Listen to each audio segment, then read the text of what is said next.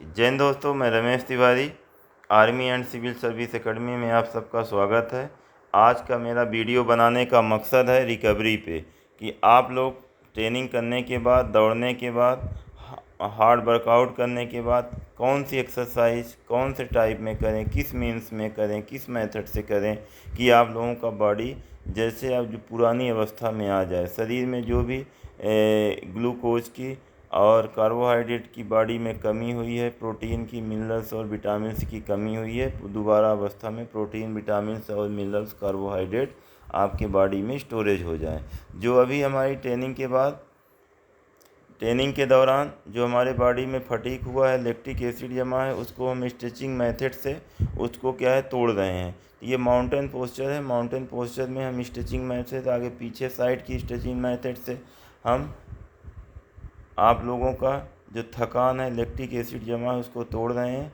इसके बाद फिर हम क्या करेंगे कि कुछ आपको बताने जा रहा हूँ कि ये रिकवरी है क्या, भरपाई। रिकवरी का मतलब होता है भरपाई। शरीर में जो थकी हुआ, जो आप लोग थके हुए रहते हो, उसकी भरपाई हम कैसे करते हैं उसके बारे में आप सबको हम बताने जा रहे हैं। इसके 3 फेस होते हैं। भरपाई के अपने 3 फेस होते हैं।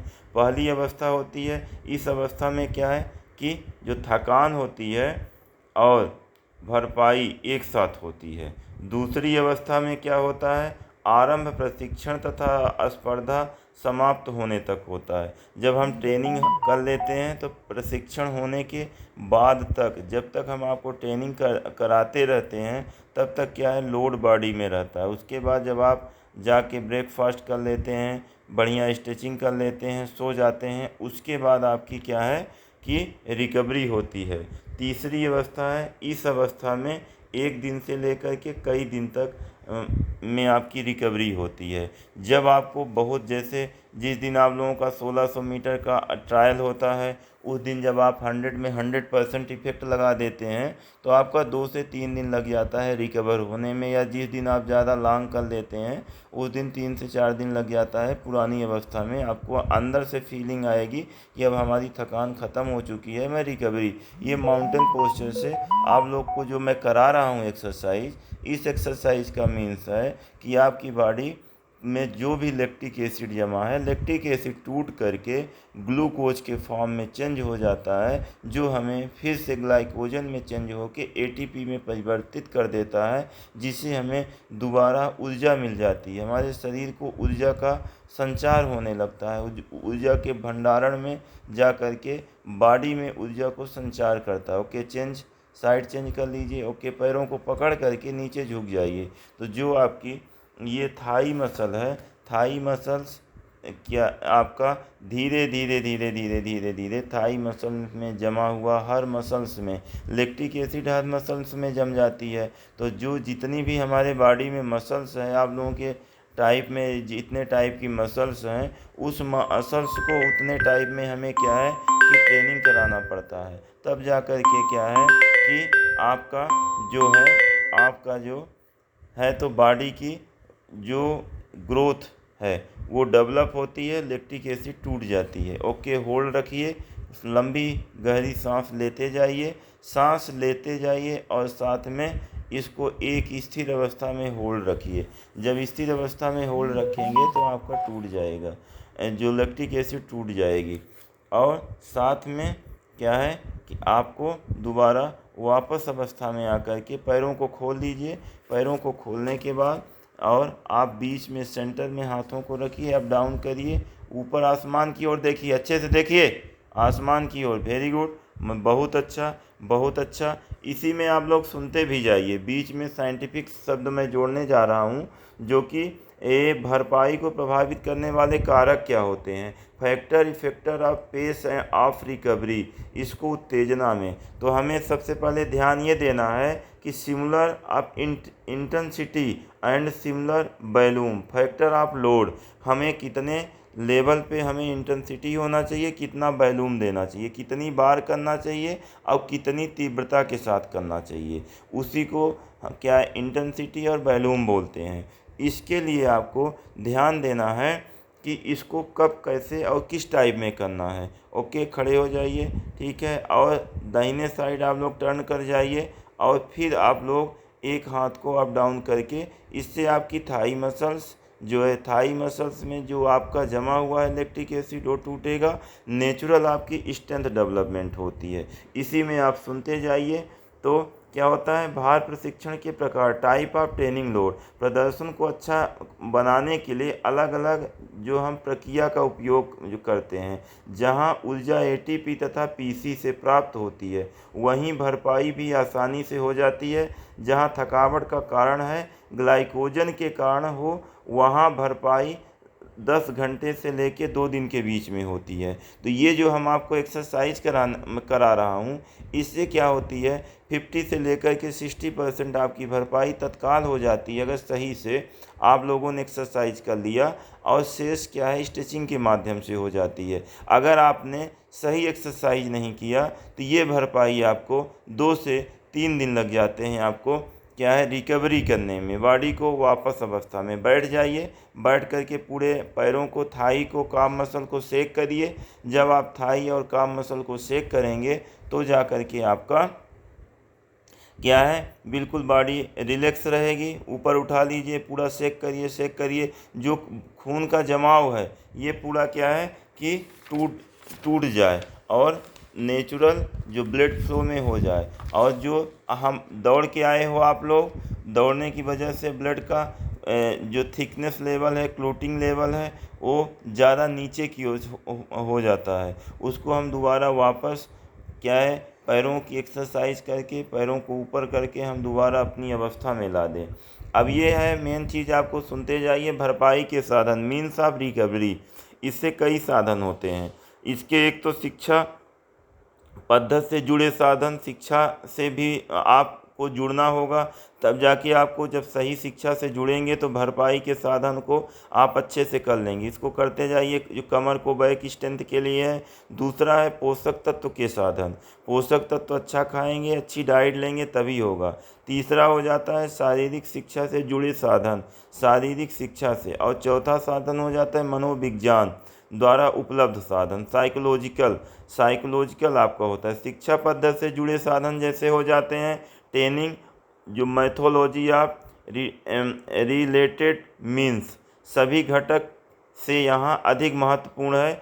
इसमें भरपाई की दर जो बढ़ती है तथा बाकी घटक सहायक मात्रा में होते हैं। ठीक है, ओके, पैरों को उठा लीजिए, सीधा करते जाइए। ओके, अवधि प्रशिक्षण, सेशन ऑफ ट्रेनिंग, यह बड़ी सावधानी पूर्वक भरपाई को ध्यान में रख करके निर्धारण किया जाना चाहिए कि निम्न घटक को ध्यान में रख करके ही ट्रेनिंग कराना चाहिए। जैसे कि आप लोग शुरू में आते हो तो वार्म अप ही नहीं करते हो, तो वार्म अप नहीं करने से आपकी सांस ज़्यादा फूलती है, आपके इंटरनल ऑर्गन में लोड ज़्यादा पड़ता है। उसके लिए क्या है कि आपको क्या है कि शरीर को गरमाना, वार्म अप सही करना है, थकावट जल्दी ना शुरू हो, इसलिए यह आवश्यक है कि आप लोग ट्रेनिंग करने के पहले शरीर को तैयार करना है तथा मांसपेशियों की अकड़न को दूर करना है, हटाना है। व्यायाम की क्रमबद्धता होनी चाहिए, ये नहीं कि जब मन पड़े जो वही एक्सरसाइज कर लो, इसका कोई फ़ायदा नहीं है। सांसों को लो, ऊपर उठाओ, वेरी गुड।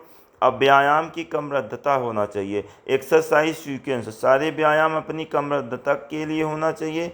यह अपनी क्रमबद्धता के कारण ही आपको रिजल्ट देगा तथा जो विभिन्न तंत्रों में इच्छित स्तर में क्रमित उत्तेजना पैदा करता है और थकावट की मात्रा को कम करता है और भरपाई, रिकवरी को बढ़ाता है।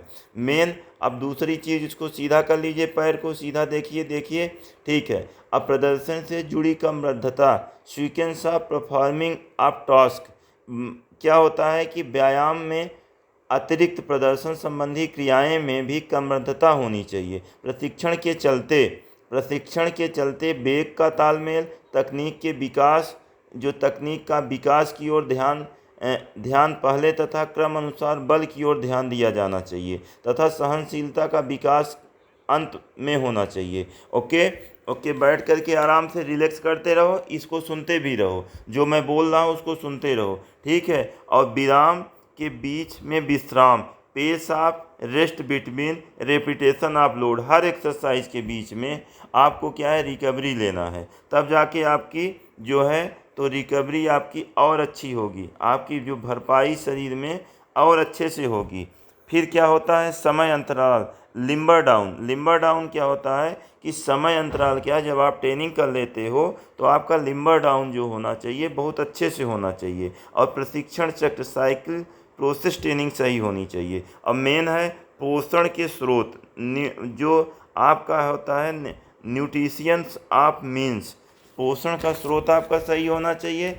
उसके साथ साथ में आपकी जो भौतिक चिकित्सा का साधन होता है, साइको जो आप फिजियोथेरेपी होता है, फिजियोथेरेपी मीन्स होता है, यह भरपाई क्षमता को बढ़ाने के लिए होता है, और तरह तरह के मालिश, भाप स्नान और से जुड़ी चिकित्सा, पानी तथा विद्युत से जुड़ी चिकित्सा भरपाई में सहायता होते हैं। इनका प्रशिक्षण से संबंध बहुत अच्छा होता है। मनोविज्ञान साधन क्या होता है, साइकोलॉजिकल मीन्स होता है। साइकोलॉजिकल मीन्स का महत्व समय के साथ साथ मानसिक साधनों को भी महत्व भी जो बढ़ाना चाहिए। ओके, इन चीज़ों को ध्यान में रखो और सही ढंग से आप लोग जो करते जाओ, तब जा कर के आपका नेचुरल जो है इस क्या है, आपका जो परफॉर्मेंस डेवलपमेंट होगी।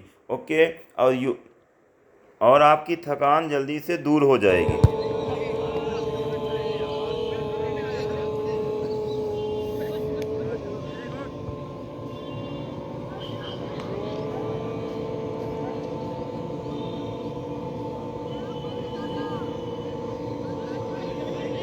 और लंबे से अब चलो, वन में सांस को लो, हमारे कमांड में करना, सही नहीं कर पा रहे हो, अभी पोस्टर सही करो, अभी वन में सांस को लो, होल्ड करो, चलो, वन में सांस को लो, वन, टू में होल्ड, थ्री में निकालो, तेज से उच्चारण, ये पहुंच जाना चाहिए।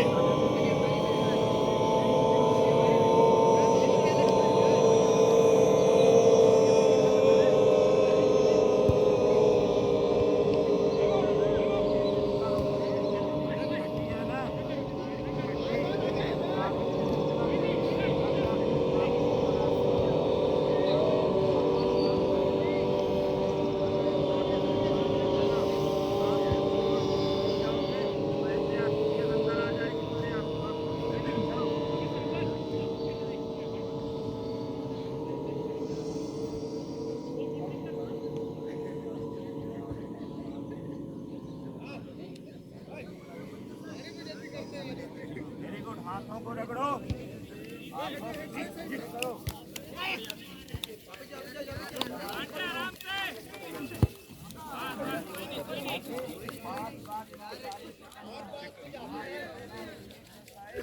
वन, देखते रहो, one, two, two, one, two, three, start.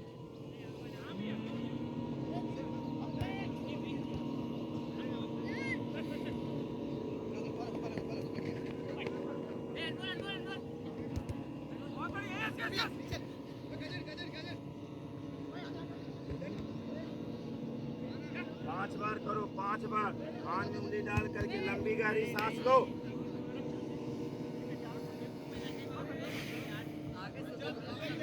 Very good, very good, ये बच्चे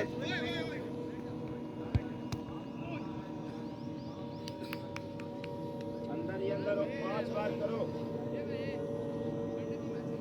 एक लय से, एक लय से। वेरी गुड, दोनों हाथों को रगड़ो और चेहरे में प्रेस करो, पॉइंटों को दबाओ, पीछे गर्दन के साइड में ऐसे ऐसे इसको मसाज करो।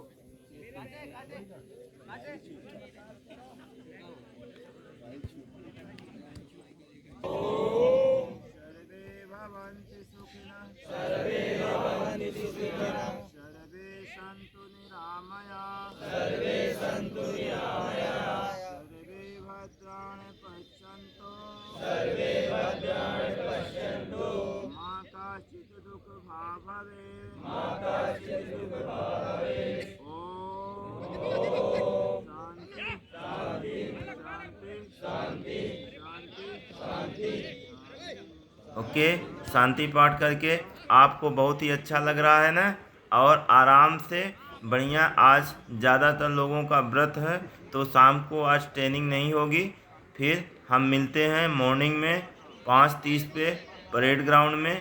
आपकी ट्रेनिंग होगी। बढ़िया जा कर के अपना अच्छी डाइट रिकवरी, अपनी डाइट खाओ अच्छे से, और साथ में फिर क्लास में आ जाओ 10:30 बजे रिटर्न क्लास में। Okay, thank you. जय हिंद।